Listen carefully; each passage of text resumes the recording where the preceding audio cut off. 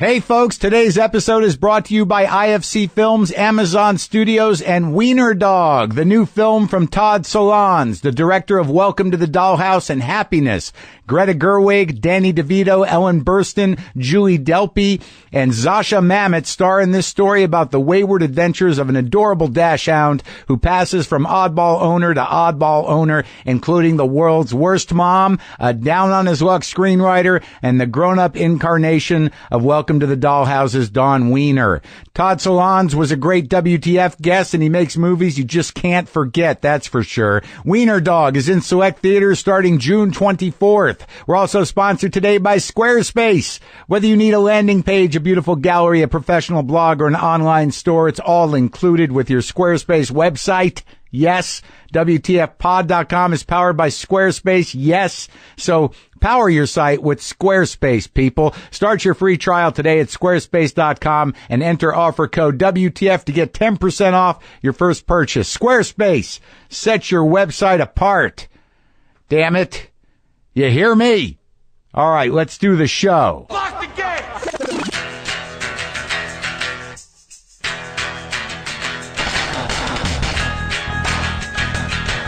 All right, let's do this. How are you, what the fuckers? What the fuck buddies? What the fucking ears? What the fucksters? What the fuckleberry thins? What the fuckaholics? What's happening? I'm Marc Maron. This is my podcast, WTF. Welcome to the show. I hope your day's going okay. If you're listening, early, I hope it's not screwed up already. Let's turn it around. It's my little positive thinking pitch. Come on. You know what they say? You can start your day over at any time. Maybe it's been a rough 8 minutes. maybe it was a difficult walk to the kitchen to make coffee in your head. Let's turn it around. If you're at the gym, keep going. If you're on the train, all right, just don't sit next to someone who's coughing too much. I don't know, folks. Is everybody all right? Got a little bit of a doubleheader today. Well, we're going to talk to Brett Gelman, the very funny and inspired and slightly disturbing at times. Brett Gelman, big fan of his. He's going to be here for a minute to talk about his new thing. He's got a thing. He's got this thing on Adult Swim called Dinner in America that airs July 1st at midnight. It's something, man. It is it's a mind blower, no doubt. Then after that, we're going to talk to John C. Reilly about stuff. He's got his Check It Out with Dr. Steve Brule, which is currently in its 4th season, also on Adult Swim. Reilly, he don't talk much long form. This was an exciting thing, and I didn't know where it was going to go, but it went. So look forward to that shortly. Before I do want to get some things out of the way. Well, not out of the way. I want to thank you guys. I want to thank everyone who donated to the Electronic Frontier Foundation this month after hearing me talk about it on the show. I mentioned that we would be matching any donations made by WTF listeners up to $5,000. And you guys hit that amount in a week. In a week. They're still taking donations for the rest of June. That's EFF.org/WTF. Thanks again to everyone who supported them and everyone who still plans on supporting them. The EFF is a defender of podcasting against patent trolls, and your dollars help them do that, alongside of all the other stuff they do to fight the good fight. That's EFF.org/WTF. Go to WTFpod.com/tour. I got tour dates coming up. I'd like you to come. Spokane. I'm doing, full on 5 shows, man. 7, 8, and 9. Spokane Comedy Club. Right? Yeah. Wise Guy, Salt Lake City. 14, 15, 16. Yeah. Real deal. 5 shows. Comedy Attic. Bloomington, Indiana. July 28, 29, 30. 5 shows, man. Doing the real work. Stand Up Live, Phoenix, August 18, 19, 20. All right? Yeah. I'll be in Albuquerque for one night in September on the 3rd doing a benefit at the Albuquerque Journal Theater. Comedy Club in Rochester, New York, September 9th and 10th. I guess that's a 4-show run. That's all that's up now. There will be more coming. I'm at the Ice House here in Pasadena on July 3rd, but I believe that is sold out. Chris Garcia is going to join me for that one. Got one more show at the Tripany tomorrow night. Those things, I've covered a lot of ground. Not quite all coming together, but I'm doing it. Let me get you up to speed on a couple things, folks. The UK pulled out of the EU. And, I don't know the nuances of a lot of this, but my first feeling, being an American and watching that from afar in relation to what's going on here with this election, my first feeling when I read the news, I didn't watch it, I read it on the computer sometimes.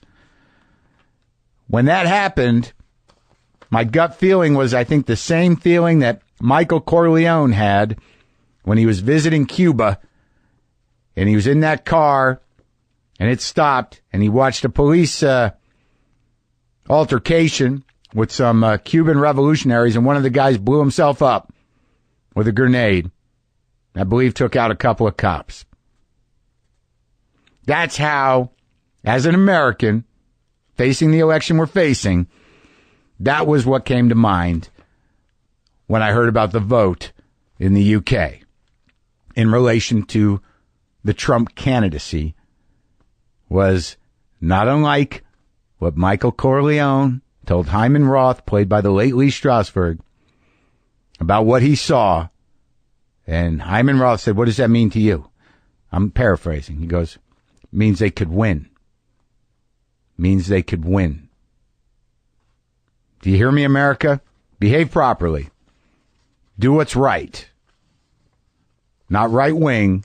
Do what's the best in this situation for America. But heed the warning. Heed the warning. You remember what happened in Cuba back in the day. Also, I'd like to give a little update on the AT&T versus Maron situation. Look, it was never a fight. It was just my passionate and slightly aggravated demand that they get their noise out of my shit. And I got to be honest with you. Look, I know some of you are like, "Well, you got a platform. I can't get that done." Yes, I do. I worked a long time for this to work out, and I'm happy that I don't have a boss, and that I'm not owned by Verizon. I'm not working under the auspices of anything. I have no corporation on top of me dictating what I can and can't do. I choose my own sponsors. I can say whatever I want, and I will. Obviously, there could be repercussions depending on what I say. And believe me, I was scared. I was scared when I started talking about renting my new office and picking up all these frequencies on my stereo equipment in that office, being concerned about my health, but more concerned about my ability to listen to records, because I guess these are very, very much luxury problems, but I wanted to have the space clean of the hum and the buzz and the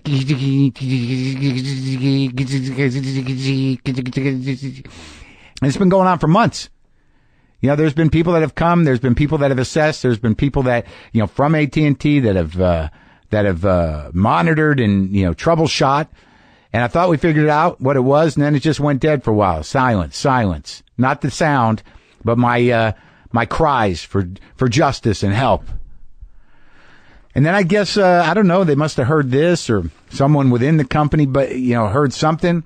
They sent these two dudes over, young guys, hipster dudes that, seem like like-minded folks that were they were subcontractors. They were excited by the problem. This was something I was very thrilled about in a way, that they do this type of work. I mean, the challenge was, how do we get up on the roof and figure out a way to stop these waves from getting into this office right under the equipment? And they told me, apparently I misspoke, because I mentioned the heritage box, and apparently they were like, what are you telling them what it is for? What is a heritage box? It's a heritage frequency. So I want to make that clear. That was causing the trouble. A heritage frequency, 700 something. But anyways, these guys saw this. They were excited about the job because it was problem solving. And I guess they got up there and they laid down some copper mesh all around the shit, soldered it down, and folks, the noise is gone. The waves have been stopped. My mind is protected by a fine copper screen above me. Yes, that is my spirituality right now. I'm protected by the copper mesh. And believe me, the liability of talking about this stuff. Look, I didn't know if I was going to be Michael Claytoned by middle management at AT&T. Obviously, that's a dark and horrible scenario, but I don't know what my life is worth when you become an annoyance to one of the world's biggest corporations. Yeah, we'll fix that, Buzz.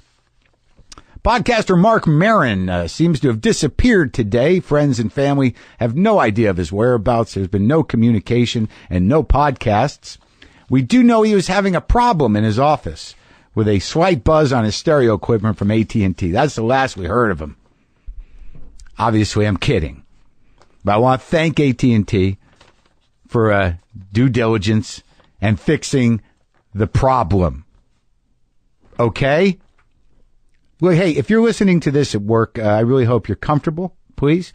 Hope you're comfortable. I bet a lot of times you sacrifice comfortability at the office in order to look good. Am I right? Traditional menswear isn't always the best option, but you want to dress to impress, right? For work and whatnot. Ministry of Supply has set out to fix this problem. Launched out of MIT, Ministry of Supply combines performance technology and tailored design to make men's workwear that is as comfortable as it is capable. This means clothes like dress shirts and slacks that keep you from getting sweaty, that breathe, that stretch with your movements. The Aviator 2 suit is so stretchy and breathable, people have actually run marathons in it. I imagine to prove a point. Try it and you'll see. Or maybe just jog around the park in one. Jog to work in it. Okay, you can listen to me while you do it. Deal? All right. There are also items like the Apollo dress shirt, which has NASA-invented fibers that regulate body temperature based on your surroundings, just like something out of the future. We're living in it. Visit ministryofsupply.com/Maron and get 15% off your first purchase using code Maron15. That's Maron and the number 15. Or visit one of their stores in Boston, San Francisco, and coming soon, Washington, D.C. That's ministryofsupply.com/Maron. Offer code Maron15. So, Brett Gelman. Brett Gelman has created something that is very provocative. It's very violent. It's very funny. It's very dark. It's very pointed. Deals with the topic of racism. And it's like nothing you've seen before. I will tell you that right now. And it is premiering on July 1st at midnight, Brett Gelman's Dinner in America on Adult Swim. And I talked to Mr. Gelman about this project. This is two white, liberal Jewish guys talking about racism. Prepare yourself, because that doesn't always go well.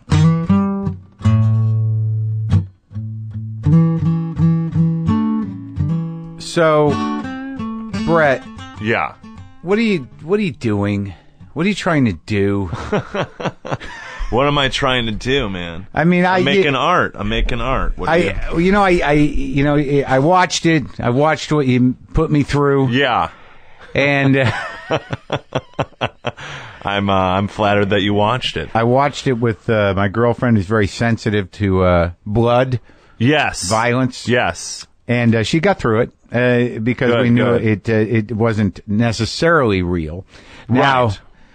This is very I would call it violent satire. Yeah, I would. It's hard for me to label sometimes. It's hard for me to label it as well. Well, you type of fellas do, you and the Tim and Erics of the world and the Eric Andres. I don't know what you're doing to us. You're fucking with our heads, Brett. Well, I guess it's like theater of the absurd, in a way. I don't know. Sure. I think so. And, I'm really influenced by a lot of hardcore playwright guys as well as filmmakers, Like, I love my Beckett and my Sam Shepard and my Harold Pinter. And, how about some Ionesco? Any Ionesco? Of course. I love, Albee, he definitely creeped into that realm, and there's a type of satire and a type of theater and type of movie where the violence it goes beyond gratuitous into hilarious. Yeah, like like Lynch, right. Lynch is a huge influence of mine, and is he? Yeah, and I love people. Not that these guys necessarily go hilarious, but Monty Python. Sometimes, of course, yeah. And then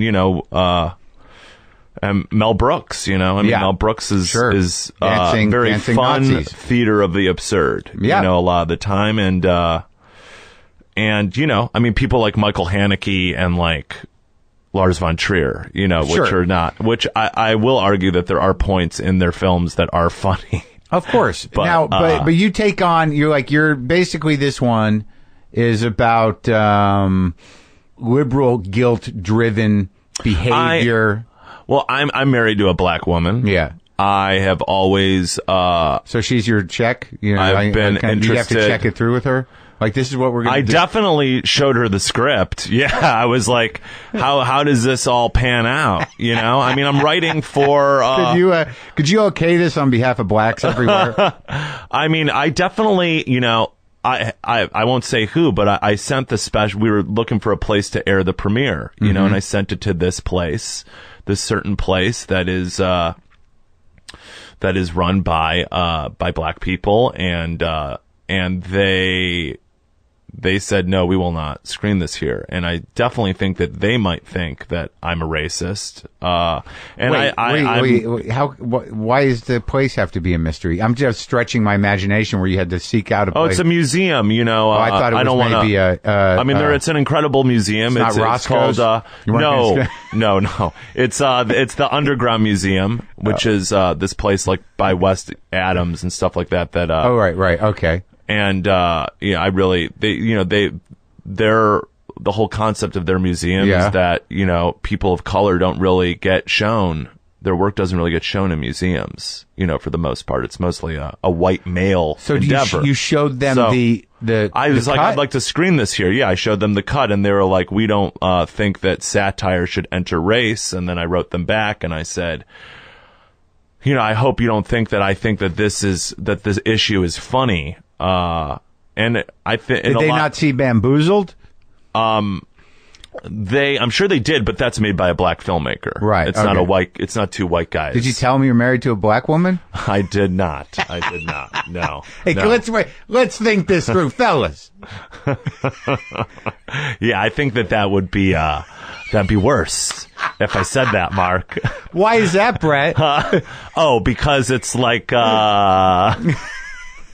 it's definitely what the special is about and what the whole problem is about, really, amongst us white liberals, right? What is the problem? The problem is, I don't believe in white guilt. I believe in white responsibility. And I believe that white people in this country, and we're Jews, so we're more like gray. No, I like the way you say it. We're Jews.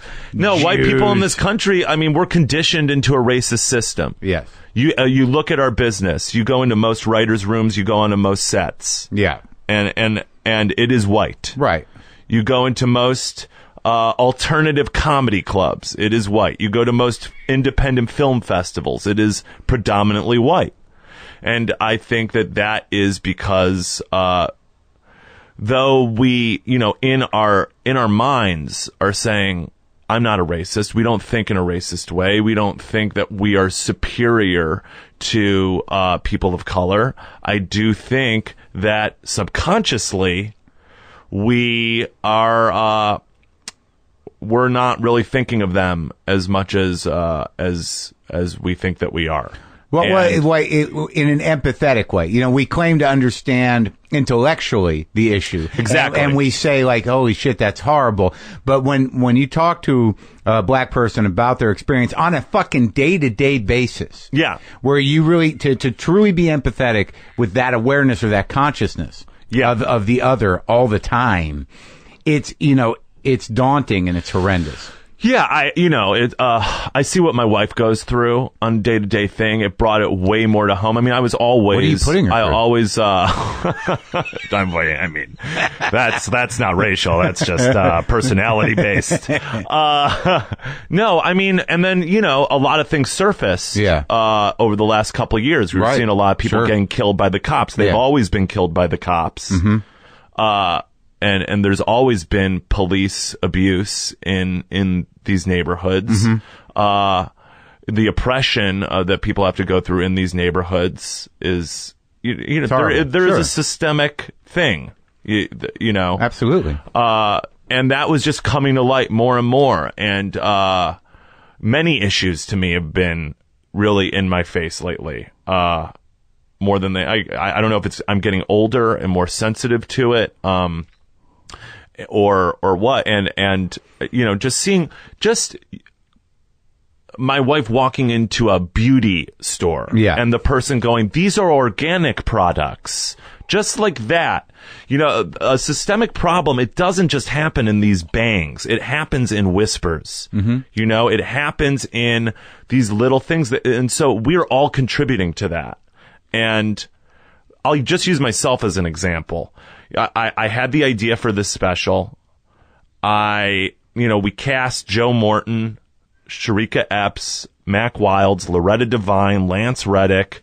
These are all, great, really, just unbelievable actors. Yeah. And I was like, I reached out. I talked to Absolutely, and I was just like, we have to make Absolutely? Sure. Absolutely is Tim and Eric's production company who produced this. And I was like, we have to get crew members of color here. I can't have this subject matter being done and then these actors on set and they're looking out and it's all white faces. Yeah. That is not okay. And then I thought, holy shit, I'm a fucking racist. Yeah. Why did it take me having black actors and writing about this issue for me to realize that I should have an inclusive set, an inclusive crew, and be going out of my way to help people? And that's the thing. And you hear it. Well, I think even the idea of see, this is where it gets tricky. Yeah. Is that help people? We should be at a point where people are people and inclusiveness is understood. Exactly. So there's still a frame of I'm a racist because I'm not helping black people. Whereas ultimately non-racism would be people are people and you don't even think about it. Right. So when you start putting together this thing, which is provocative and assaulting in a way. Sure. And, profoundly disturbing. And, it is art in the sense that you can't stop watching it. It is profoundly uncomfortable. And even at the end, where there is some resolution, it's not that it's not a strong joke, but it's a disturbing irony.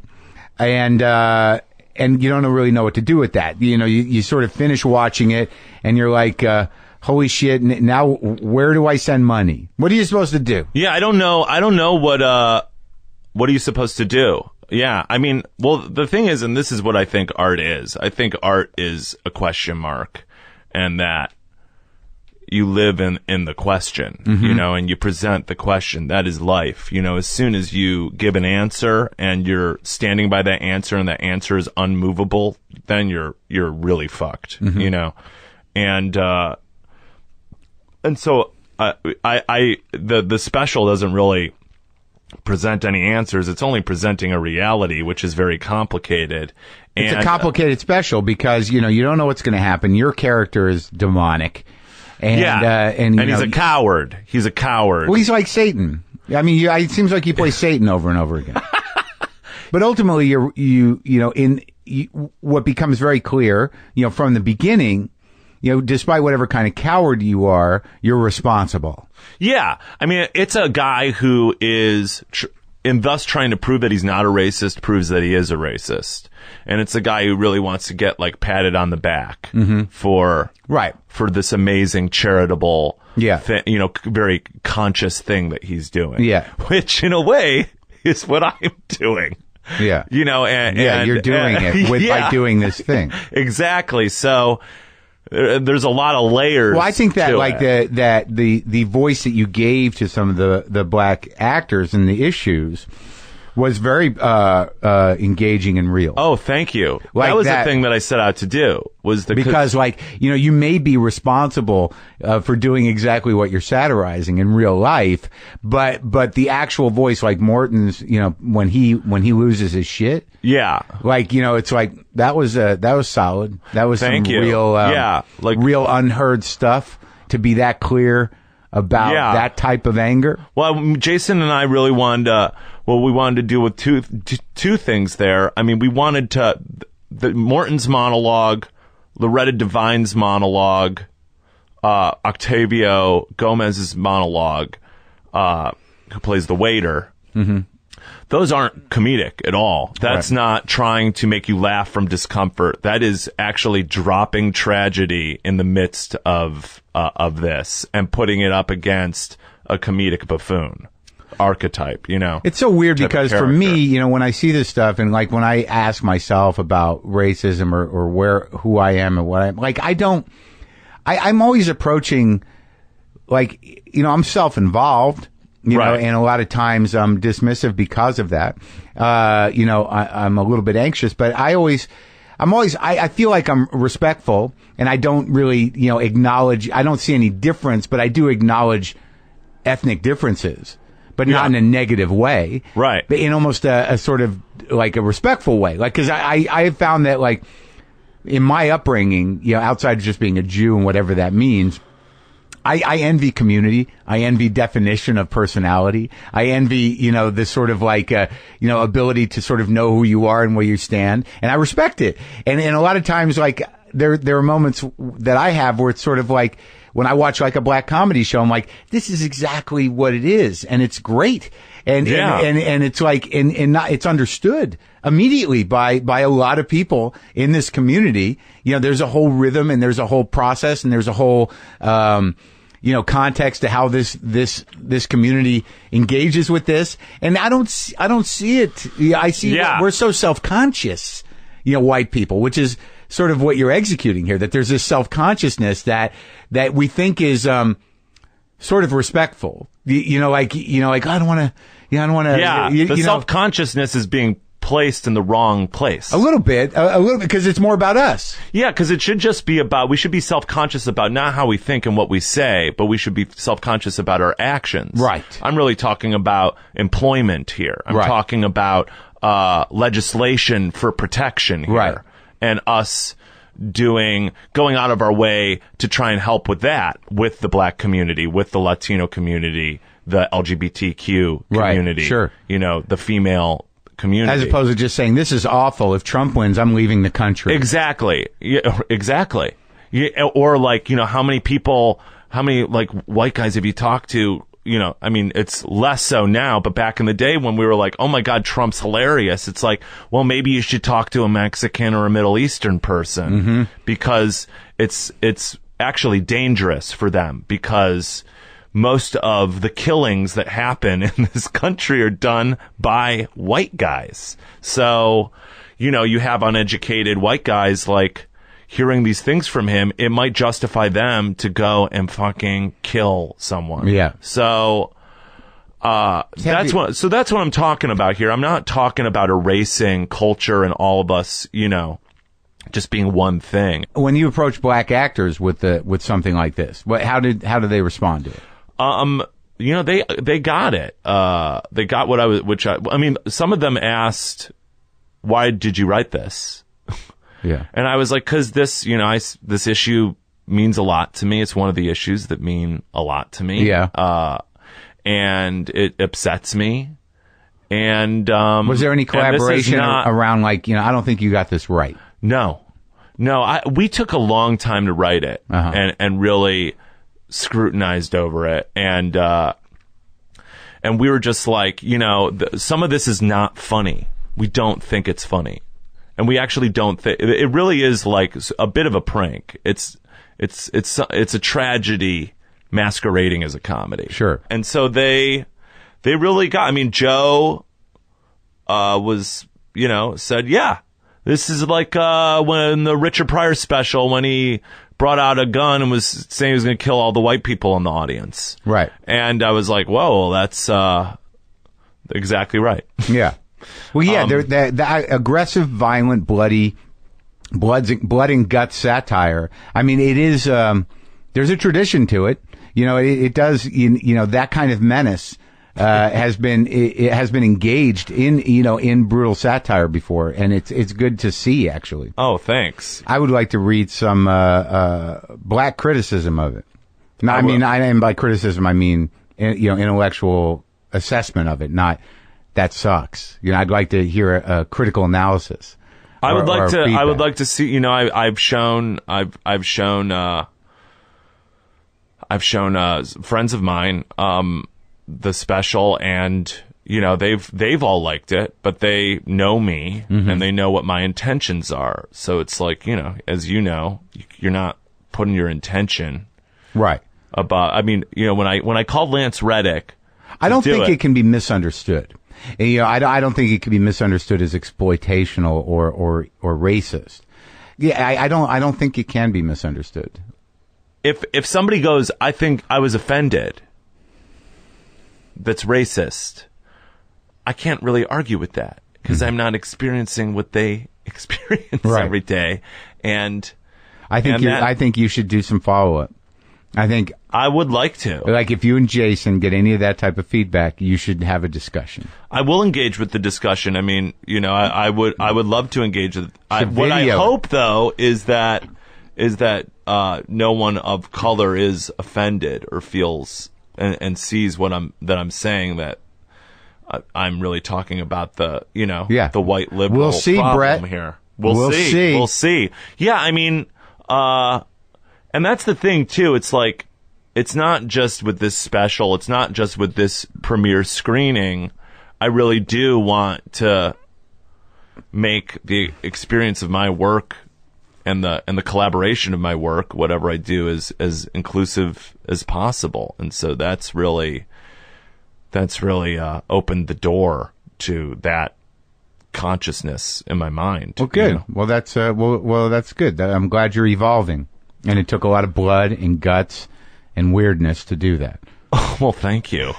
Thank you so much. You know, you got to evolve, right? Yeah. I think consciousness is important. And really, I think a big step is self-forgiveness. Just moving on.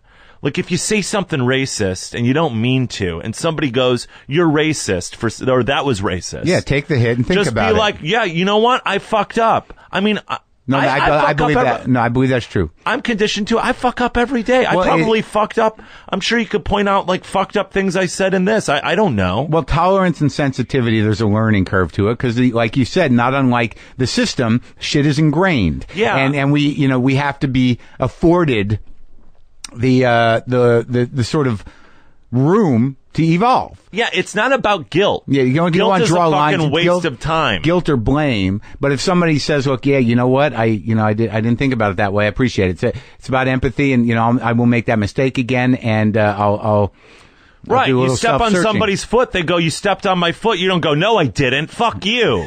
You go, "I'm sorry. I'll try not to step on your foot next time." You know what I mean? It's or like, depending on what kind of person simple. you say, like, "Yeah, well, I got these big dumb feet." And, you know, it happens a lot, and there's really nothing I can do about it. Right. Sorry. Yeah, it's my bad, but I'm kind of just going to keep stepping on feet. Yeah, because it's a system. Yeah, I mean, guilt's a waste of time. You know, it's a complete waste of time. Not unless you enjoy it, you know. Unless it's, you know, your home base. Right. Yeah, no, I mean, that's a deeper problem. Yeah, that's a very Jewish problem. All right. Keep trying to do the right thing, Brett. I'll try. Okay. You too, Mark. I'm trying.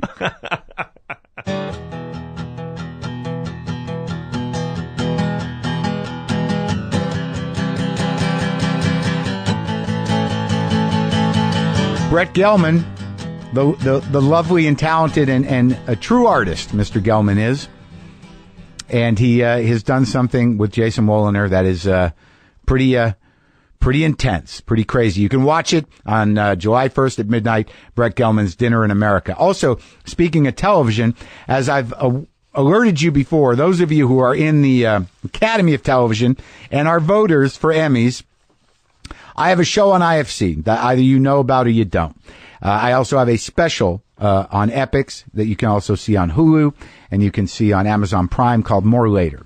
And I am telling you because today's the last day you can vote. So if I'm reminding you to vote for Emmys, go do it. Obviously, vote for whatever you're going to vote for, but today's the last day.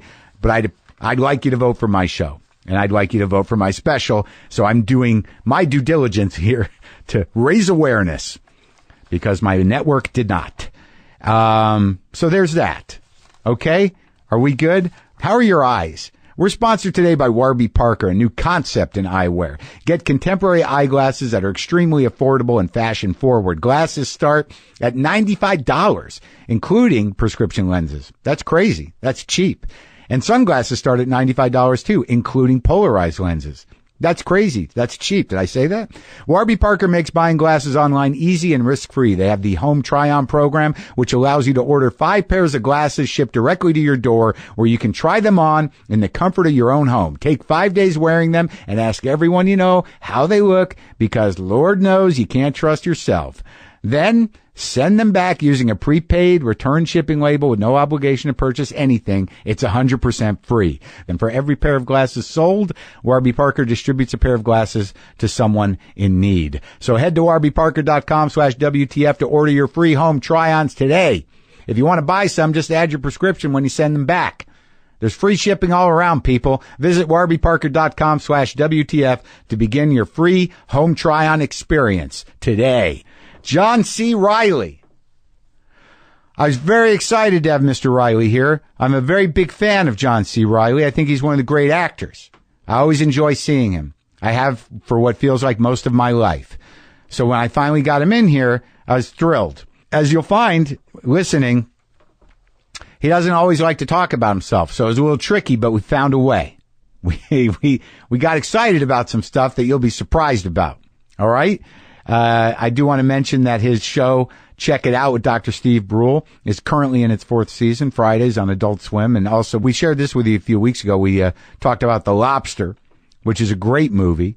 It's still in theater, so you can go see that. And now you can enjoy me talking to John C. Reilly.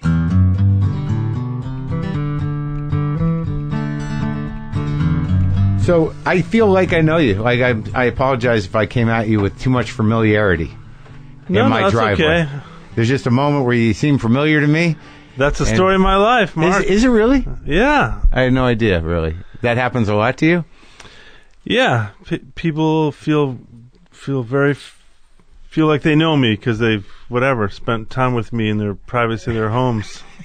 Yeah, but I think it also speaks to a consistency. Even in the varying characters, there's some core to you that seems like... Oh, no, every character I do is totally different and unique. It's a genius creation each time. I think that's true. I do think that's true, but the core of you is there, isn't it? I wish I knew what the core of me was. Well, maybe I don't wish I know it. Maybe that's your genius. Maybe that's it. So we talked about, in walking up here, that I met you at that bowling party for Ron Lynch. That would make sense. Yeah, the great Ron Lynch. Yeah. How do you know him? Just from... Well, actually, I saw him first at this thing called the Uncabaret many years ago. It was where... Right. All kinds of Beth Lapidus, famous stand-up comedians started. Kathy Griffin, Taylor Negron, Dana Gould, all the usual suspects. Yeah. So you used to go over there? Yeah, I forgot how I know Beth, but yeah, Beth and Greg started that, and I just started to go just because it was fun. And when I saw you at that bowling party, I can't remember how long ago it was, but I feel like it was around. No, maybe it wasn't around here because there's a bowling alley down there. But that's where you met Tim and Eric at that thing. Yeah, Ron invited me to his birthday party at this bowling alley. It was on. I feel like it was that one that was on Santa Monica. That's closed now. That's a high school there now, I think. But I think I met them there, and they asked me to be on Tom Goes to the Mayor. Mm-hmm. And then we kind of hit it off from there. And you just said you're about to start production for New Brules. Check It Out? No, I'm just an executive producer on the Check It Out show, but we're about to release the next season of Check It Out with Dr. Steve Brule. Oh. June 17th. So it doesn't have any... You're just a producer. I'm the executive producer, yes. One of 3. Who are the other? Tim and Eric? Tim and Eric, that's right. But what about... So do you don't associate yourself with Dr. Brule as a character? He's a separate fella? He is. I find it's best to let people have that man as their own. Yeah. And if they choose to take his advice, then so be it.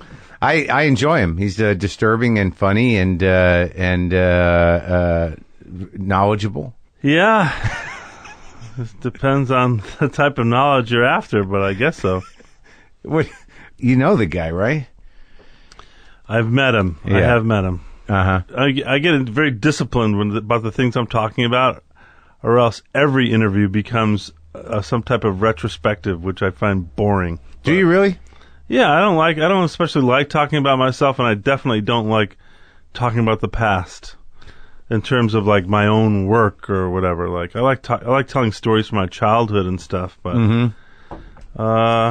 But yeah. I don't know about a retrospective, but like I'm sort of curious about, because I've talked to people of, I guess we're about the same age of our generation recently, actors like Rockwell and Ethan Hawke, and sometimes people can talk about acting, sometimes people can't, and it's sort of interesting to me. Either you have, something you do and it's built up, it's grown over time, or you're just a natural at it. I mean, where did you start doing it?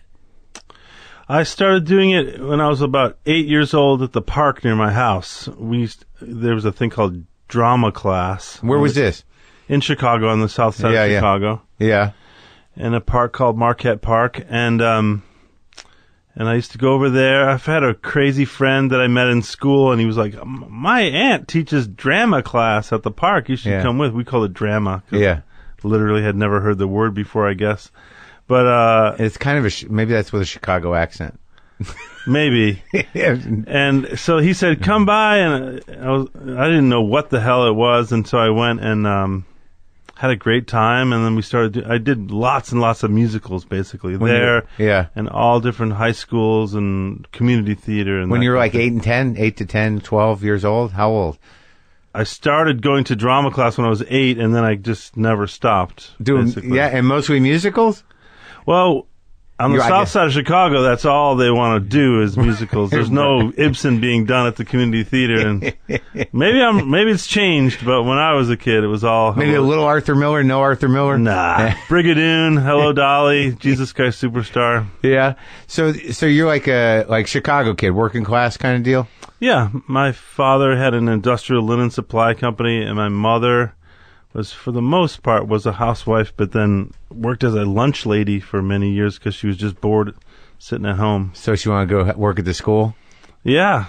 I could never understand it. I tried for a long time to get her to stop doing it. She's like, what the hell am I going to do with myself sitting here when you're all at school? So she was a lunch lady at your school? No, at another Chicago public school. How many brothers and sisters you got?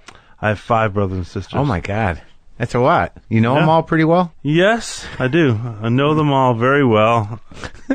Big Catholic family? Yes. Yeah, we were Catholic. I like Chicago. Chicago, I didn't know it, and now I go there, and I was so New York oriented, but once you really experience Chicago, it's its own deal. It's like it's a whole. Don't act so surprised, like every condescending New Yorker, that Chicago is its own deal. Well, I grew up in New Mexico. Oh, okay. But Chicago's actually really interesting. Wow, you got a real city here. Well, it's just like you have to spend time there, though. I'm just. No, it's okay. I can take it. I'm acting like a typical Chicagoan, which is. I have all defensive with a chip on their shoulder, and I go there competitive with New York. Yeah, but I go there more than New York now. I mean, I like going to Chicago to spend time there. It's a great town. Do you know Joe Swanberg? Yeah, I do. Yeah, he's a great guy. I was there. I did a thing with him, and he's a sweet guy, and he showed me around, took me some places. I just you have to really have somebody take you around so you can really take it in. Yeah, that's true. But when I go back now, if I were to take you, okay, Mark, I'm going to take you to my Chicago. Yeah.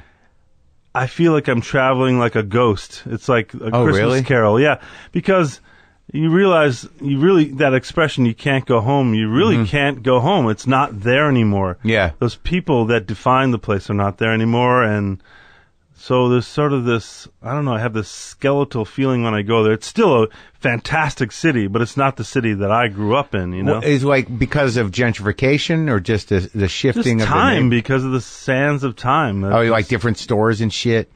Yeah, things change, and, like when I was growing up, the first Mayor Daley was mayor for 30 years or something, and every public work in the city was painted Kelly green. Yeah. Either like a mint green or Kelly green, and anything that was metal was painted Kelly green. Yeah. And my dad used to say it was because, Daley was Irish, and my dad was part of that whole kind of Irish Democratic machine. Oh yeah, situation on the South Side there. All his friends were all, these sort of ex-football player crony guys. Yeah, John, get over here. Yeah. So I grew up very well protected by those guys, racists, basically. Yeah, you were in Hoffa, weren't you? Yeah. So shot in Chicago. Right, exactly. That was like a Chicago story. Not only shot in Chicago. I was more of a Detroit. Hoffa was a Michigan guy. Yeah. Well, I don't know why I made the assumption. Just Union and Chicago. A lot of stuff went down. There were a lot of labor strikes and stuff happened in Chicago. But did that feel like the guys your dad hang around with? Oh yeah, yeah. Is he still around? No, both my parents are dead. I'm sorry. That's all right. Did your siblings stay in Chicago? Kind of, although we all kind of drifted away from that original neighborhood where I grew up. I had 35 first cousins within a 10-block area of where I lived. So I would go out. I remember I would leave. I wore the same thing every day for most of my life. Unless I had to wear something nice for school or whatever. Yeah. It was Converse All-Star high tops, JCPenney plain pocket jeans, and a white T-shirt. Yeah. And that's what I wore until the shoes wore out, until the pants wore out, just get the same thing over Your and over. choice or your mom's choice? That was my choice, yeah. It's consistent. It's like Einstein. And then I'd leave the house about 8 o'clock in the morning, go wake up my cousin, and we just bum around all day and stop at different relatives' houses throughout the day if you got hungry or thirsty or whatever. Yeah. In some ways, it was like a really idyllic kind of life. When did your interest in, did you do, because I know Second City was there, did you go to theater while you were doing it? Was there an active interest that started where you were like, I think I want to do this? Not until very late. Oh, yeah. Again, because I had no idea what it was really to be an actor as a job. Yeah. If I went to the movies, I never thought of the actors in movies as actors. I just thought that's Gene Hackman. That's what he's like. He's like Popeye Doyle. I know they changed his name for the movie, but that's what he's like. That's what I did to you earlier. Yeah, it's kind of like I do the same thing to actors. I see people coming out of an elevator while I'm going in for a meeting. Right. Hey, man, how's it going? Oh, fuck. It's just I don't know that person. I've never met him. Even now you do that? Yeah, totally. You just get familiar with people and... Yeah, but so I did a lot of plays when I was a kid, and then I went to drama school at this place called the Goodman School of Drama at DePaul University, which is now called the Theater School at DePaul University. They changed the name. Was that like a 2-year or 4-year thing? 4 years. Yeah. Bachelor of Fine Arts. Mm-hmm. And it was kind of a conservatory program where, similar to Juilliard or one of those places where you just eat, sleep, and breathe theater. But did you do swordsmanship and stuff and dance? All of it. All of that stuff? Movement to music. Makeup. I had a whole semester's makeup class I had to take. Yeah? Did you do any clown work? Well, it's interesting you mentioned clowns because I used to be a clown. You did? Even before I went to acting school, I was through my church group. I was a clown, and I thought that might be what I went to do after I finished. Even after I went through acting school, I thought I was really toying with the idea of going down to Florida there. Where they have Barnum and Bailey Clown College there, and I almost did it. And then at the last second, someone said, you know what they get in return, right? And I was like, no. Well, you have to be part of the circus for 3 years for basically no pay. Yeah. They give you food and you get the shittiest compartment in the train and you have to travel for 3 years with the circus. And I was like, I don't think I'm going to go for that. That's what paying your dues as a clown is. But I now collect, and I think I might be saying this publicly for the first time. Yeah. I collect clown paintings. Oh, did you see? I had one. I know. I saw it. I noticed. How many you got? I have about 75, 80, something really? Like that. Like amateur clown paintings? All amateur, although I have some that are more well done than others. But And you know what I'm going to ask you next. Do you have what kind of clown was I? No.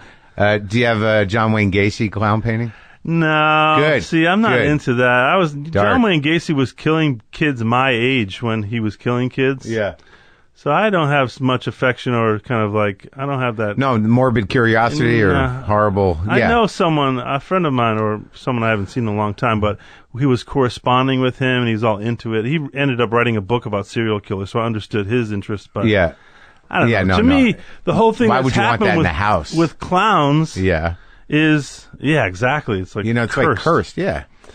The thing that happened with clowns kind of in my lifetime is that like some jerk decided like clowns were scary. I never understood that. And turned it into this horror movie trope. Yeah. And in fact, clowns are like priests, you know, the real people who are really committed to clowning, who are good at it. Yeah.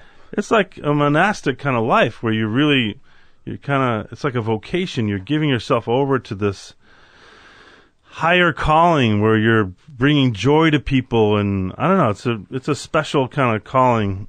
It's a very specific work too, really. I mean, in a way, like the training for it. Yeah, I guess it could come natural, but it seems like the movement and the broad sort of nature of opening your heart in that way, and choosing your face. That always fascinated me. Well, there's that. Well, if we're going to talk about clowns, I know a lot about it. Okay. The whole thing about choosing your face is like it kind of comes to you in this, through the process of training as a clown. Yeah. There's all these rules and stuff about. I won't get into the minutia of it, but there are specific rules about being a clown if you're going to really be a formal clown. But when you discover your makeup, it's almost like this sort of inner journey that you make, and you realize who you are, and you design this makeup. And then that's like sacred. No one can do your makeup. No one can take your look. And what happens if someone does? It's like it's a clown crime. Yeah. It's a shonda, and you have to live with that. And there's some interesting, famous instances of that. Yeah. So if you become like a well-known clown and you make it into the Clown Museum or the Clown Hall of Fame, I think it's in St. Louis. They put your makeup, your picture of your makeup on an egg, on a hollow egg, and then it's housed in the museum, and then that's forever. No one can do your makeup. Wow. So one of my favorite clowns is Emmett Kelly. Sure. And Emmett Kelly is the famous tramp clown. He's one of the only people in the whole history of clowning that invented a kind of clown.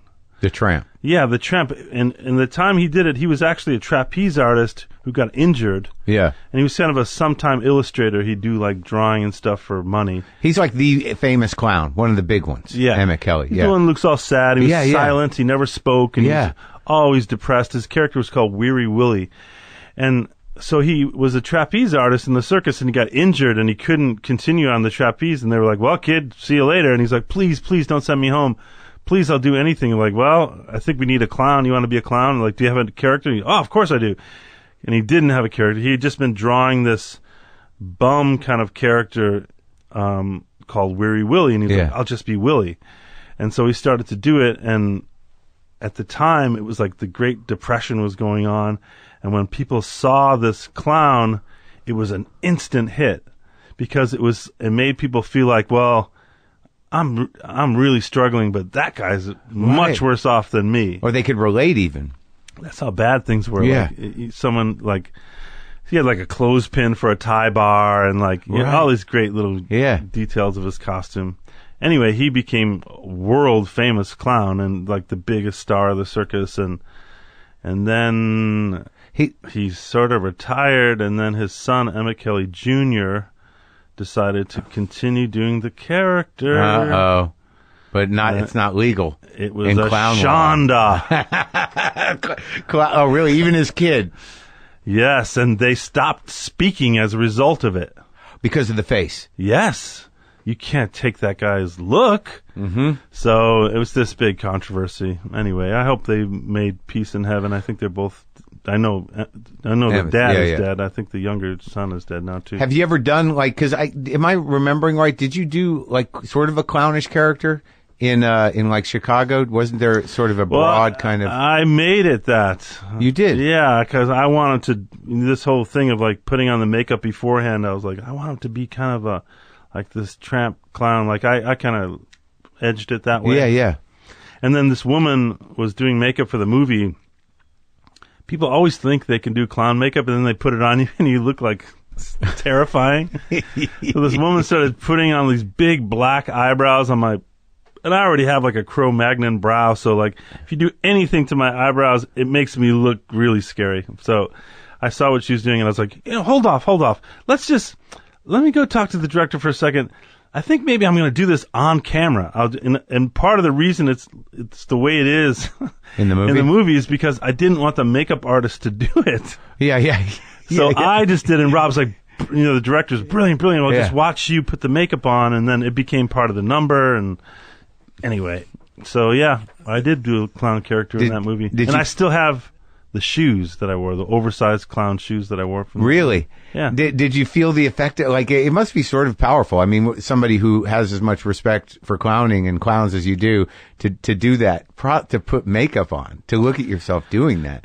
Yeah. I mean, it must be kind of deep to the transformation. Yeah, it's intense because you're wearing a mask, but everyone can still see your face. Yeah. And that movie also was like going right back to my childhood. It just took me right back to how it felt to be on stage doing a musical. And yeah, so that was really the first musical you'd done since you were a kid. Yeah, kind of. Yeah. But there's not that many opportunities to do musicals. I know, there should be more. It's like one of the few things Americans have to call our own. Well, how come you haven't done any Broadway musicals? Haven't been busy. You guys shoot movies. It takes up a lot of time. I don't know. There was a period of my life when I was really open to doing theater in New York. Yeah. And then, I have children, and it became harder to move them. Right. I just figured, you know what? I'm going to pull a Dennehy and just hit it hard once my kids are in college. You going to wait it out? How old are they now? They're private citizens until they're old enough to tell you how old they are. All right, so you got a few years before you're going to hit it hard then? Yes. Yeah, a few years. But I stayed involved in theater here. But didn't you do True West? Plays. Yeah, that was a long time ago. Has it been a long time ago where you played both roles, right? Yeah, switched Phil Hoffman and I switched roles every 3 performances. Oh, man. I miss that guy. Yeah, you and me both, brother. So, is this a true thing that you're doing, you're playing Oliver Hardy? Is that really happening? I intend to, yeah. Oh, so it's not at any stage where you're actually acting yet? No, it's going to be, we're going to film it. It's a movie, we're going to do, and probably not till the fall. Are you going to put on a little weight? What are you going to do? I don't know. You'll have to see. I don't let people behind the curtain, Mark. You know? Ever? Ever. But it's part of my clowning training. You never let anyone see you talk as yourself when you're dressed as a clown. But that's sort of a clown role too. That's going to be kind of fun. Yeah, 2 of the greatest clowns ever. In fact, it's funny you should mention them, Mark, because look at my cufflinks. Stan, is it Stan and Ollie?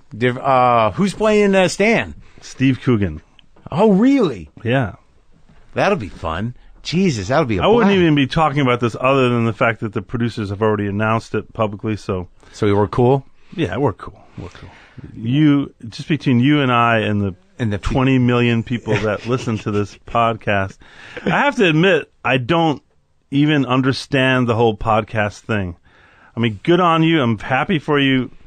But I honestly don't know where people get the time to listen to a podcast. Well, I agree. I understand that. I think most people do it when they exercise, when they drive. Okay, I don't exercise. Right. When they drive, when they commute. I listen to either K-Day or news radio when I'm driving. Right. Yeah, I do NPR generally, but I think people who have integrated into their life, it's like you used to listen to radio. So they'll do it, during their commute, during the exercise, on trips, on planes. It's a little better than radio because you can download it like a song. I like the Moth Radio Hour. I like all those story kind of ones. Yeah, those are good. Yeah, that's like a podcast. They do that as a podcast. Speaking of Laurel and Hardy. Yeah. I'll tell you about Laurel and Hardy. This is the way it worked with Laurel and Hardy. Stan Laurel did almost all of the work. He did all the writing. He was like a workaholic. He never stopped writing, never stopped coming up with bits. He was very organized. He was always the one that's sitting at a typewriter. Mm-hmm. And, Oliver Hardy might be sitting there like giving opinions about stuff, but Stan was the one writing. And then, and Stan's job was also on the set. He would almost direct stuff. Mm-hmm. They had cameramen and directors, but it was all done very much in collaboration with Stan. Yeah. Oliver loved to eat, loved to drink, loved to gamble. He was like an ace golfer. He was like the best golfer in Hollywood. Yeah. So all these guys like W.C. Fields and John Wayne, all these famous people would always want to partner with Oliver Hardy because he would kick anyone's ass. Like, he was a savant at golf. Wow. So when he would go down to Tijuana, he was just loved traveling and spending money and just living large and enjoying life. You know? Yeah. But he had this very important thing in their duo. If Stan said, like, what about this? What if I punch you in the nose? Like, I don't know. What else? Oh, what if I just turned your ear and then I kicked you in the ass? That'll go big. That'll go big. And it sounds like, well, Stan's doing all the work. Oliver's just saying, yeah, that's a good idea. But that is the secret to their success. To have one guy who Stan trusted, and they only trusted each other. Everyone else almost didn't even exist in their lives. Right. But I just find that whole idea of duos in general, even like singing duos, like I'm really into close harmony singers, which is like, you know, the Everly Brothers are classic close harmony act. Yeah. The Louvin Brothers before them, the Stanley Brothers before them. Yeah. And almost those three duos, and I could name you four more, but those three duos, the Stanleys, the Louvins, and the Everlys. Yeah. One of them touched by God. Right. An angel on earth, like seeing like the larger picture, like this beautiful angelic spirit. Yeah. The other one, torn apart by the devil and drink and darkness and just fighting and violence and breaking things. And but when they get together on stage, this incredibly beautiful thing happens. And that's all three of those.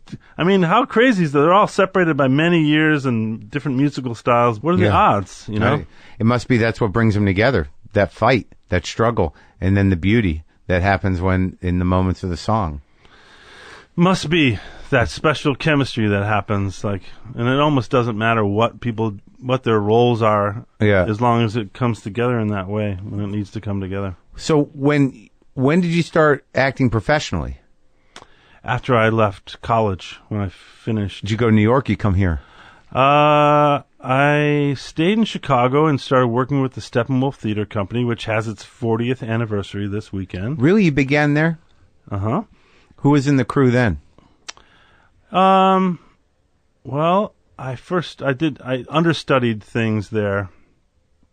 And I did like a Shakespeare program for high schoolers just because I knew I just got to get in that building. I got to start working there, and they'll see. Steppenwolf was the place. Yeah. I mean, this is like Malkovich had just broken out of there, and Joan Allen, like all of them. Sinise, yeah. So I started working there. And I was lucky enough; those guys took me under their wing and gave me jobs. And then I got my first movie. And then when I came back from my first movie, they cast me in a main stage production of The Grapes of Wrath with Terry Kinney and Gary Sinise. So I owe a lot to Steppenwolf. Yeah, he's good. I haven't seen him lately in things. Terry Kinney. I haven't seen him in anything lately either, but I'm sure he's doing stuff. You know what he was like really great in? It was just, I saw him in Barry Child. I saw Gary Sinise's Barry Child on Broadway. That was great. Yeah, I saw that in Chicago. It's good, right? Mm-hmm. But like he had this great weird part in The Firm. The Tom Cruise movie. Oh, yeah. Remember? Yeah. And he's just sitting outside with the sprinkler hitting him? Yeah. Oh, shit. Like, there's weird moments I remember about movies, but certain actors. Like, when you were coming over, I kept thinking, there's one fucking line. Like, because, like, we're basically the same age. So, like, you know, I saw your shit as it came out because you're a contemporary of mine in my head. That one line in fucking Casualties of War where you go, like, you know, it'd be really good right now, beer. I kind of want to be... Fucking that line was like that's the whole movie. Do you know what I'm talking about? Yeah, I know exactly. It was my line. Yeah. But it was just sort of right now, a beer. Yeah, that's cold beer. Yeah, that guy was so dangerously dumb. That character. Oh my god! But it's just like that was so fun. I thought you were gonna say another one. Which one? Yeah, I was thinking we're like Genghis Khan, man.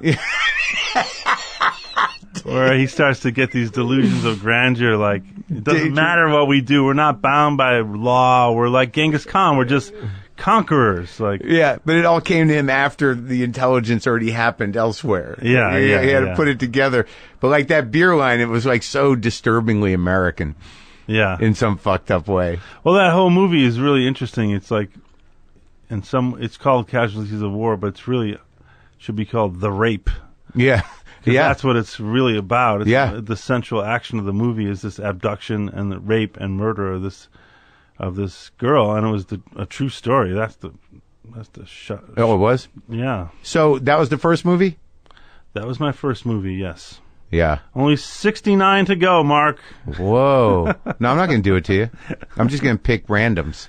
Are you all dressed up for, what'd you do, Conan or something? No, I like to overdress as opposed to underdress. We had a whole press junket thing for The Lobster at the Four Seasons Hotel. Oh, so one after the other? Like just people on microphones? Yeah, which is so funny, like, like why did, like, 8-track tapes become obsolete? But this idea of coming into a room and talking for 3 minutes where you don't care what the question, you don't care what my answer is, I don't care what your questions are, and no one's going to watch this? Why is this I don't know. Stupid thing of publicity junkets even exist? Who watches that? Who really watches this stuff? That's what I want to know. And they think this big net idea is the way to go. So you do a million things, like for content providers that have, 10,000 unique hits that you don't even know what the fuck it is. And well, that I could understand, like the internet, the reach of the internet. Yeah. But it's the TV ones where they come in like, we're just gonna, I don't know. It's just the questions are so mundane and like nothing's ever said, nothing's interesting. I feel like I'm just totally boring. Like, even people that are into my acting or interested in me would find this totally boring. Like, right. Why isn't there a more interesting way to promote movies? Like, I don't know. I think we're doing it. Podcasts. I knew it. It's just like talking, like, because not everybody knows, gets a sense of who you are. You know what I mean? And that's the way I like it, Mark. I'm sure it is. I mean, I think that, actors have a certain, responsibility to protect their insides.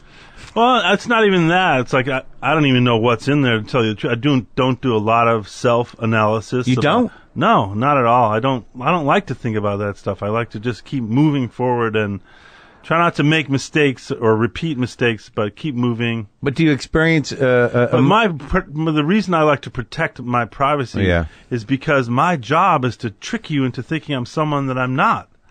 So if you know who I really am, and you know what my likes and dislikes are, and you know what my opinion is politically or this or that, right? Then if I have to play something that's contrary to that, you're like, oh well, that's not really him. It's bullshit. And then your career is over. Really? I think that's the secret to a long career as an actor is staying mysterious. And in this day and age, when everything is about, I want it now, it's not here fast enough, I can get whatever I want instantly. Yeah. The thing that you can't get becomes the thing people find attractive, I think. I think that's true. Within reason. Yeah, I think that's true.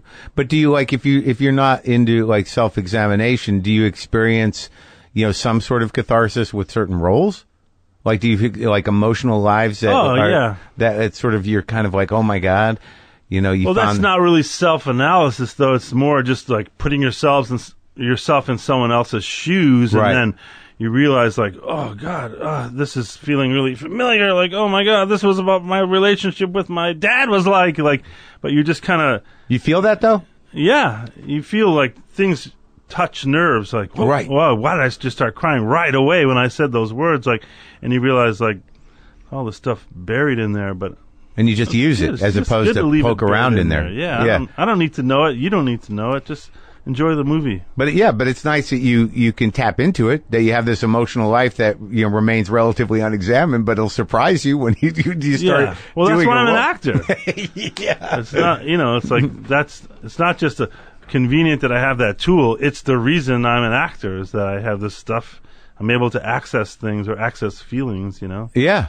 And when you prepare for something, and we can talk about acting in a broad way, because I kind of find it fascinating when people can talk about it, if it's something you can talk about. I mean, what do you do to prepare for what would you consider the most challenging role you've had, really? as an actor? Well, the most challenging ones are the ones I feel like were failures. Really? So those are the ones that, when you say challenging, that's the way I think back like, I tried to do that and it didn't quite work. What? Like which one? Who wants to talk about that? Not me. But okay. In terms of preparation, you want to talk about your greatest failures? Well, how about one that you thought was a victory? I mean, that you really... What I was going to say was about preparation was, you asked me, what do you do to prepare? And the truth is, like, every single one is totally different. I think from the outside it looks like there's a way to make a movie, and there's this... And even people, sometimes crew people, like assistant directors and stuff, think there's this way that you do it. Yeah. We say this, and then you come here, and you have to be here. Like... The truth is, the whole thing is a custom job every single time. Even if you work with the same director or the same actor, like, you got to find where are we at today? How are we going to convey this today in this world that it is the way it is? Like, so my preparation is specific to what I don't know for each job. Like, right. So if I have to play like a school teacher who knows about geography, and I actually don't know anything about geography, I learn as much as I have to in order to feel like I am like authorized to play that part. Right, like I can do geography a bit. Like I can be convincing. Yeah, I can do a geography enough. I can do as much geography as I would have to do in that scene. Right. I would know what I'm... Right, I get it. So you look at this script... Whether it's long line fishing or being a policeman or, like... I'm not one of these people that... And I don't fault people, because I know some great actors that work this way. People that completely, submerge themselves into this world off camera, and you can call them by their character's name, and they're always in character, or they just do so much research that it takes up months of their lives, and they're just commit. And I think there's been some great performances by that technique. Yeah, sure. But I'm just not that way. I'm more lazy or something. I'm more energy. I conserve my energy more. Yeah. Well, also, you seem to, like you said, that you have a gift for accessing emotions, and if you can do that without exhausting yourself in that way. I don't know. Like, I think, like I said, each one's a custom job. Okay, let's just talk like one that everybody knows, like Boogie Nights. You were younger, but it was a big movie, and you're playing a porn guy. Right. So, and he's a pretty fun guy. He's a fun, and a nice guy in a way. So how did you sort of set yourself up for that? Well, that was like that. The movies with Paul Anderson are kind of a breed apart, because Paul and I, at the time that we made those movies, were very, very close and almost like collaborating on this in this way that I didn't really collaborate with anyone before and rarely since. How was that? Where he's almost like writing stuff for me, or letting me improvise in a way that he knows is exactly right for the character. Yeah. And we visited some porn sets on that movie. I didn't do any porn because I was married at the time. But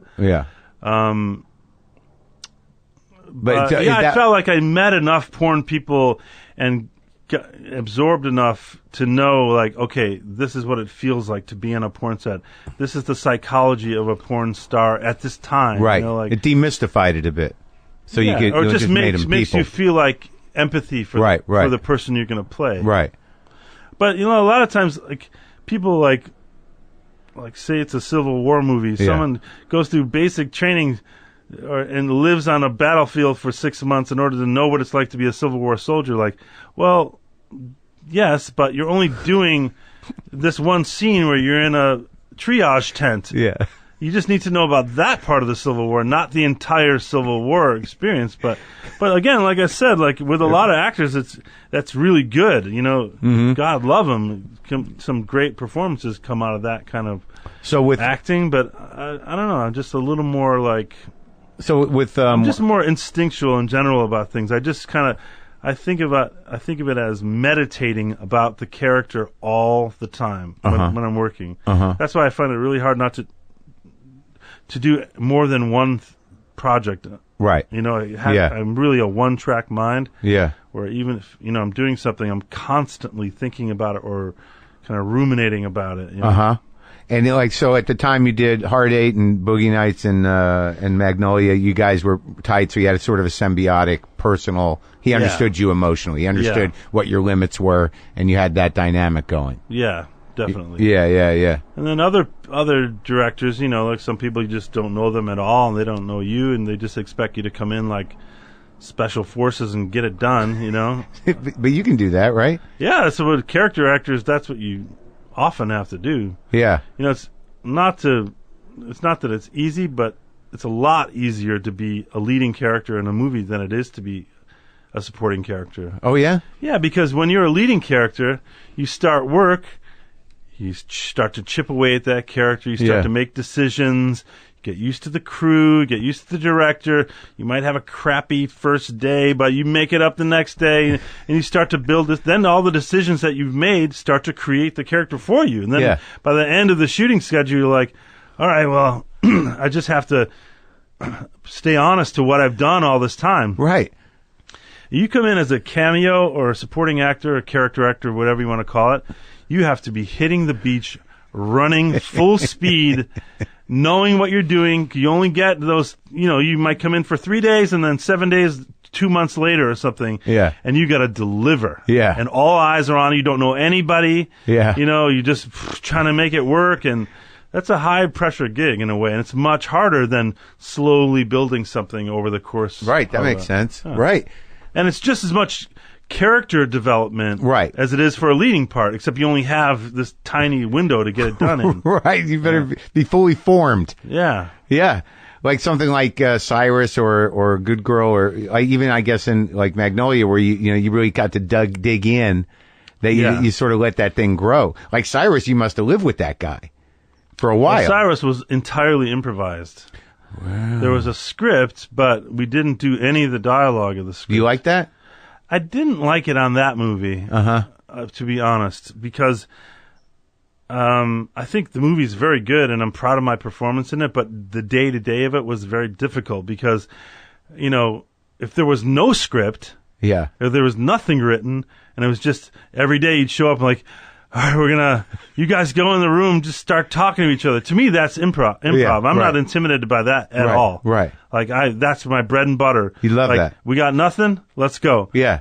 You know, but when you go in and there's all these words already written, and you know the directors are kind of like hoping things are going to head in that direction. Right. Then you're like, hey, wait, how do I get it to head in this direction? But don't say these words. Yeah. I don't know. Like, I get what you mean. Like they know what they want, but they're not going to really tell you. They're going to let you bungle through it until you nail it. They just kept saying, go with your instinct. Go with your instinct. Like, my instinct is to tell the fucking story you want to tell. You're the directors. What do you want to do? And they were like, we're not saying. And it drove me really crazy. And I'm sure I wasn't the most pleasant person to deal with as a result. But Jonah and I got along really well, and he's a good guy. And we did really well together on that movie. And the movie ended up being great. And what I didn't foolishly, what I didn't understand with the way the Duplass brothers work was, you know, the script writing is a third of the job, the shooting of the movie is a third of the job, and then the real storytelling is the final third in the editing room where they look at what they have and they make a story. Right. Like, I didn't quite get that that's what was going to happen. I just kept feeling like I'd come home from a day at work there and feel like, oh my gosh, we really did it. And so we caught lightning in a bottle that day, like, holy crap. And then other days I'd be like, that was a waste of 12 hours. That was an embarrassing waste of 12 hours, you know? And then they would do like a day like that. They would just take and cut it and put music over it and make it this montage instead of the scene that was written, which was brilliant. You know, it's like the movie ends up really hanging together for that reason. But how often? And then there's times with like the type of improv, like this. People say improv and they think it's just one thing, like make-em-ups or whatever. But there's all different ways to improvise in movies. One way is like the way Will Ferrell and I work together, where we improvise constantly when we're coming up with the ideas for the script or writing the dialogue for the script. On Talladega and Step Brothers, and I wasn't involved in the writing of Talladega, but we improvised a ton on set. Yeah. On Step Brothers, we broke out the story together, and I told them tons and tons of stories from my life, and we just made each other laugh and wrote down kind of what we were improvising in the room. Right. And then when we go to shoot, we do the scripted version, which is already very funny. Yeah. As many times until we start to get bored with it. And then Adam will be like, just say something totally different. Just do whatever you want, you know? And then you end up coming up with these really crazy, chaotic ideas that often make the final cut of the movie. But so you have this writing that's already very inspiring to you, you know? Yeah. But to come in and like have a script that you're not that excited about, and then the director go like, yeah, just don't worry about those words. Just kind of, improv it. And you're like, yeah, but I'm not really, just nothing feeding me on the page. Why don't I just try to make this work? Like instead of, so I don't know. It's the crazy life of an actor. It's like the first day of school over and over and over again. Right. Where you don't know anybody. You don't know how anyone likes to work. You're kind of just should have. Not trying to compromise your ideals, but do what people want you to do, and it's tricky. You started to ask me earlier about Second City, and I went to this kind of serious acting conservatory program at DePaul, and there was the option of doing Second City. I'm from Chicago; I knew a lot about it, but I felt like, and I'm probably piss off a lot of your listeners who are into improv comedy, but I felt like a lot, and I think this is still true, a lot of improv comedy, like Improv Olympic or whatever, these kind of like improv companies, I think there's this slavish devotion to the laugh. Yeah. And if the back of your mind, while you're improvising, you're thinking, we got to make this funny. It's got to be funny. I got to think of something good here. I got to think of something funny. Then you're just, it limits it to, it's still interesting. Limits the depth sometimes. Yeah, it's like 10% of what you can do, though. Right. But if you really say 100% of the world's possibilities are on the table, really cool stuff happens in improv workshops. Yeah. Moving stuff, people crying, people getting upset, people getting angry, people attacking each other, like all this crazy stuff can happen.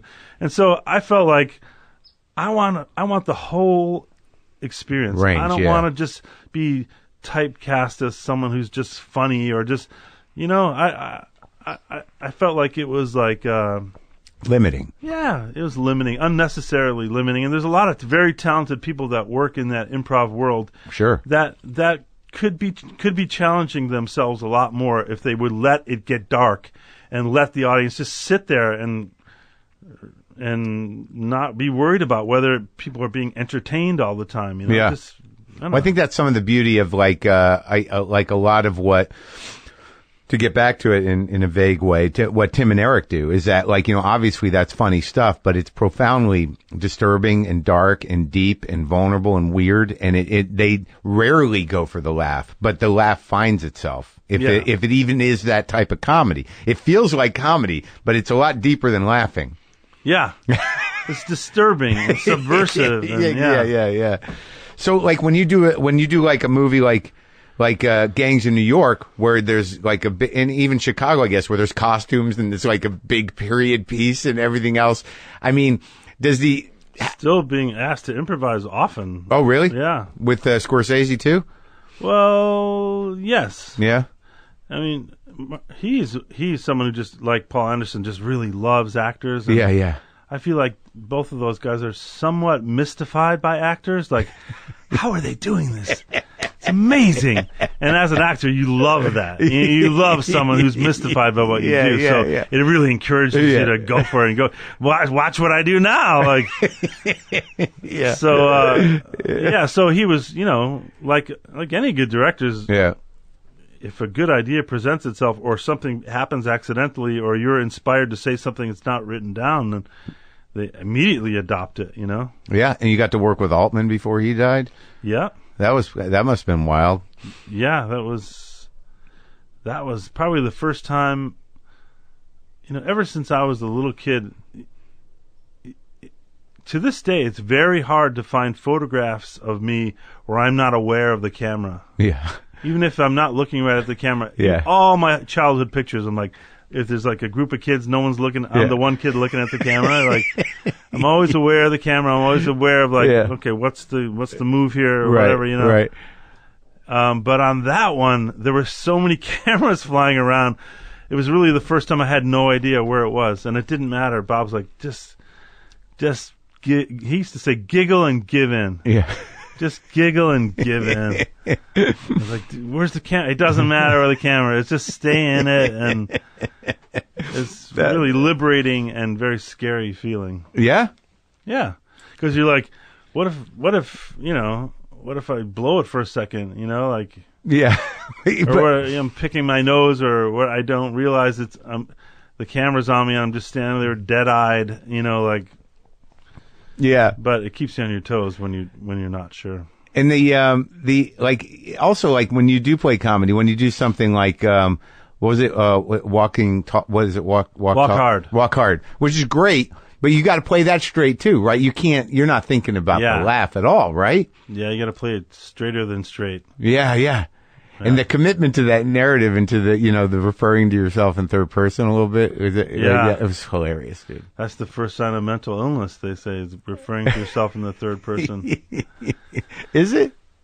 That's what somebody told me. Bruno Kirby said that. The actor Bruno Kirby passed away. God bless him.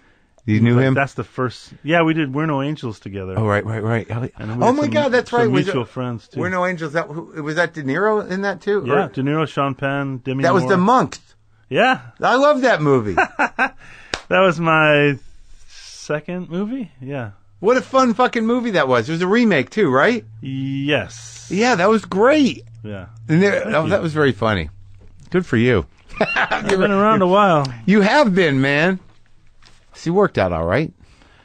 It's worked out. That's why I don't do a lot of these kind of things. Yeah. And I think you may have asked me to do this before. Yeah, I did. And I've resisted because I knew coming in here I would say more than I want to say. Because I'm just a chatty person. I'll just start talking and I, like you say, it's going well so far. Part of the reason I feel like it's going well so far is because I have these little rules about, don't talk about that, and don't let people see you like that, and because it's just good for business, Mystery is good for business. I don't get a sense. I'm not at this point in our conversation. I'm not thinking I got a handle on this guy. I know where he's coming.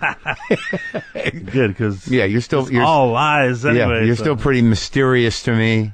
I know you're just a guy with a life, but I like what's happening nonetheless. I forgot you were in this movie too. This the Kevin movie. Jesus Christ! We need to talk about Kevin. That was a fucking heavy movie. It was. Wow. Do you like that was a heavy movie to make too? Yeah. Did you like working with Tilda Swinton? She's sort of a gifted person. She's one of those bodhisattvas, total touched by the light sort of person. Like her kind of, she has this expansive view of things. Yeah. Really? Kind of amazing. Just when you just talk to her? Yeah, she just I don't know. You ever meet people where you're like, that person knows some of the secrets or something. They know they're seeing the bigger picture in a way that I'm just not seeing it. I'm looking at 20% of the frame. They're seeing the whole thing. And I feel like Tilda's one of those people. Meryl Streep is one of those people. Like, they're just, I don't know. They're just something. I don't really believe in reincarnation or whatever, but there is something. There's a wisdom that those people had from the get-go. Right. That's different than, I've learned a lot of stuff over time, but those people know something inherently. Right. And she's just so, Tilda is so down to earth and funny and sexy and intelligent. Yeah. Yeah. And it must have been amazing just work. You must have had that experience a lot to work with people that you think are great. And I've been really lucky. I got really lucky on my first movie. And that first movie, Casualties of War, that we started talking about, that was a great first job to get. Because then I had, okay, well, I'm not going to go do Chucky 3 after that. Right. I got to aim a little higher because the truth is, I would have done anything at that point. I just got lucky that I got cast in a movie with Sean Penn, who has a very high integrity and someone who's a great, great actor who showed me this is the way you do it. This is what's important. He showed you? All that stuff's not important. He showed me by the way he lived. By example, he took me under his wing. Yeah. He was like, what are you going to do next? I got this movie, We're No Angels. You should think about auditioning for it. I was like, well, I'm being offered this movie Memphis Belle, which is also a good movie, but I'm thinking about doing that. My agent says I should do that one, and he's like, "Who?" Memphis Belle, and he's like, "No, who said you should do it?" So my agent said I should. He's like, "That's the last person you should be asking for advice about what to do."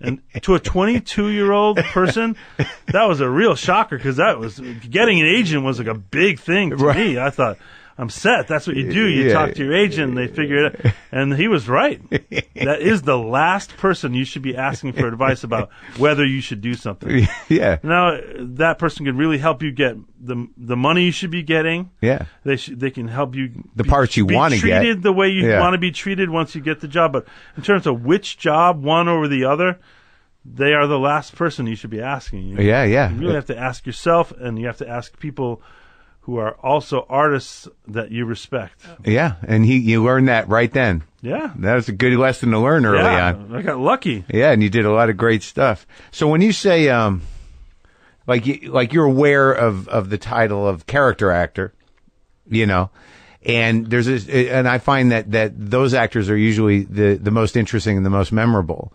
Well, it's really, it's an outdated term. It's a studio term from the old days of studio. It's like, the way they would kind of categorize you. I mean, the truth is, like, I think Leo DiCaprio is a character actor. Uh-huh. A lot of these guys that play leads in movies are character actors. Right. They're transformational actors. Like, I don't think Michael Caine's a character actor.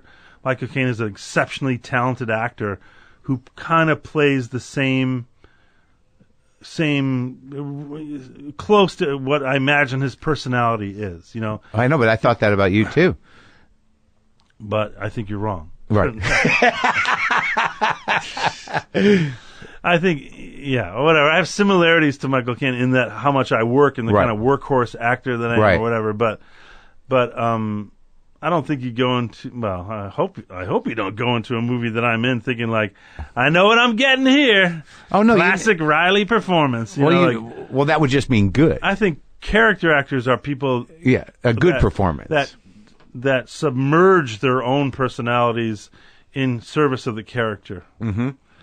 And then there's other great actors who play some version of their personality over and over, and the character comes to them. Mm-hmm. The movie comes to the way. Who's an example of that? Like George Clooney, maybe? Yeah, maybe. Yeah. Harrison Ford, I think, is like that. Yeah. Or, just these guys are super, super talented, but they're lucky enough to have made a career where the character comes to them. The story comes to them, as opposed to them fitting themselves into something. Yeah. Yeah. But I think of myself as someone who fits into what's there. Yeah, you make your... As opposed to, like, look, folks, this is the way John Reilly works. John Reilly does not wear that color. And John Reilly likes a breakfast burrito at 8:14. Thank you. I'm sad you didn't bring guitar. I thought maybe we'd sing. I'm sad you don't... You have a guitar. I got plenty of guitars. What do you like to play? Blues? Country? I have a bluegrass... Not bluegrass. It's more like folk Americana, although I hate that term. Yeah. Because there's lots of things that are American, but we play old classic melodies from the Tree of Song. Oh, yeah? Bluegrass, folk music, and country music primarily. Oh, that's great. Me and a couple other people, and it's sometimes as many as 8 people, oftentimes just 3 or 4. Oh, that sounds great. Do a lot of close harmony singing. Oh, that's great. Yeah. That must be like a nice thing. Like I love to play. I don't play with people a lot. Sometimes I do, but I play a lot. And but it's so nice to be sitting with a group of people playing music. And having that for me it gives me something to do that I really believe in. Yeah. In between jobs, so I don't take things that because I want to work that are not good jobs to take. Music does that for you. Yeah, music keeps you doing things that you love to do, as opposed to, I don't know, acting can be a really high burnout job if you take things that you don't believe in. Could make you ill. It hurts you. Yeah, it chips away at your soul. And you just, I don't know, you get lost. You lose yourself. It's that old Native American thing of like they didn't like their picture taking because they thought taking some part of yourself. I think there is something to that. Right, if it's the wrong cameraman or director. Or even if it's the right one. You're slowly giving parts of yourself away, Uh-huh. Just like this stupid interview we just did. That's a fine way to end. I love it. No. It was great talking to you. Thank you. Did you have a good time at least? Yeah, I had a great time. I almost wish it wasn't recorded. Yeah, right. And it wasn't going to be shared with millions of people, that you and I just had this conversation, but maybe people listening to it will have a virtual experience like we've just had. Yeah, I hope so. That would be nice. And eventually they'll have the technology. Thanks, John. Thank you.